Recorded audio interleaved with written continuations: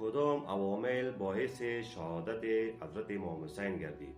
اگر می خواهید معلومات بیشتر دریافت نمایید لطفاً صفحه ما را لایک و فالو نمایید. دو عوامل عمده بود. یک، پیمان شکنی سران قبایل کوفه. دو، مواجه شدن به یک لشکر مستبد. در سال 60 هجری قمری بعد از وفات حضرت امیر معاویه فرزندش به قدرت رسید یزید.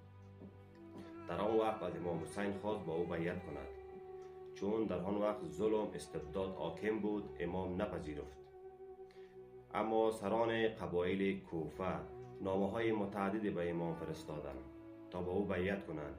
امام حسین علیه السلام از مدینه به مکه، از مکه به طرف عراق کنونی که در شهر کربلا رسید.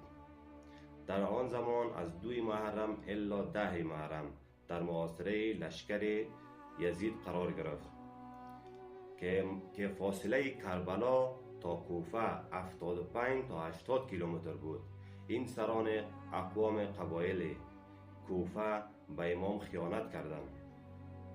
اگر به قافله در حدود 1 روز راه بود، به حمایت امام نیامدند که در سال 61 هجری قمری در 10 عاشورا امام حسین علیه السلام ابن حضرت علی کرم الله وجهه با 72 تن از یارانش در کربلا که فعلا در عراق کنونی قرار دارد شهید می شود.